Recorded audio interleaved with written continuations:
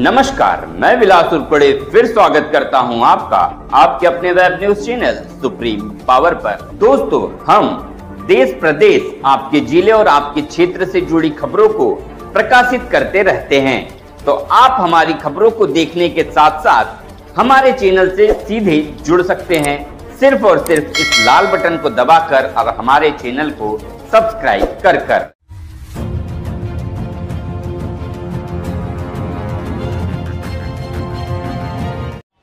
पहिल्यांदा भारतीय जनता पार्टीचे प्रदेशाध्यक्ष बावनकुळेजी, या महाराष्ट्र राज्याचे सन्माननीय अध्यक्ष मुख्यमंत्री देवेंद्रजी फडणवीस साहेब,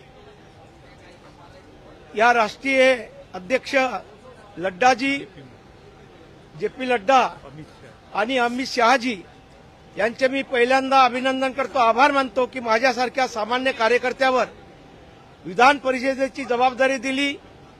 1983-84 पासून भारतीय जनता पार्टीचं मी काम आर्वी विधानसभा मतदारसंघामध्ये करत आहोत। त्यावेळेस कोणत्याही गावामध्ये 350 गावापैकी एकाही गावामध्ये कोणताही कार्यकर्ता नव्हता।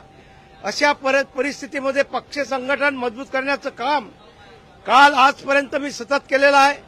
त्याचीच परिणती म्हणून आज पक्षांनी माझ्यासारख्या सामान्य कार्यकर्त्यावर एक विश्वास दाखवून विधान परिषदची निवडणूक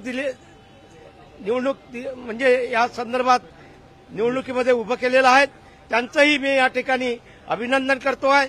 पक्षाची जबाबदारी ज्या अर्थी माझ्यावर दिलेली आहे, पक्षाचं संघटन मजबूत करण्याचं काम हेही माझे उद्दिष्ट आहे। त्या माध्यमातूनच आर्वी विधानसभा मतदारसंघामध्ये आता नव्यानं येणाऱ्याच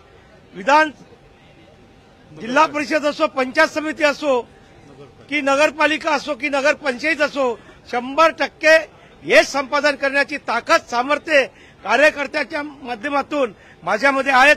मागील कालखंडामध्ये आर्वी नगरपालिकेमध्ये 23 पैकी 23 नगरसेवक आम्ही निवडून आणलेत। याही वेळेस 23 पैकी 23 नगरसेवक आम्ही निवडून आणू आणि 13 पैकी 10 जिल्हा परिषद सदस्य निवडून आलेत। आर्वी, आष्टी, कारंजा तीनही पंचायत समितीवर भारतीय जनता पार्टीची एकमुष्ट सत्ता होती। तोच कालखंड याही वेळेस आम्ही गाजवू आणि भारतीय जनता पार्टीला चांगलं यश संपादन करून देऊ, आणि हेच माझं आश्वासन आहे।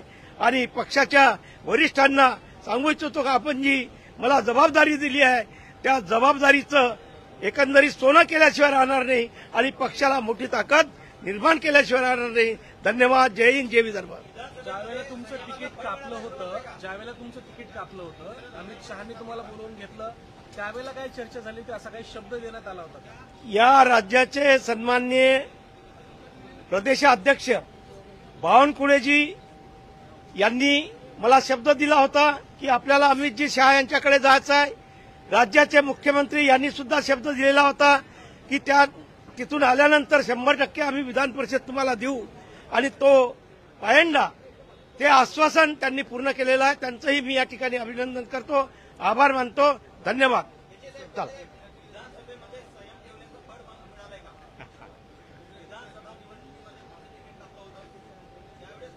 विधानसभेमध्ये संयम ठेवूनच विधानसभेचे जे उमेदवार आहे सुमितजी वानखडे यांना 40,000च्या वर आम्ही निवडून आणलेला आहे। ती ताकद या मतदारसंघामध्ये आम्ही निर्माण केलेली आहे। भारतीय जनता पार्टीचा कार्यकर्ता एकनिष्ठपणाने सुमितजी वानखडे यांच्यासोबत होता आणि त्या आधारावरच 40,000च्या फरकानं ही निवडणूक आम्ही जिंकलेली आहे। धन्यवाद।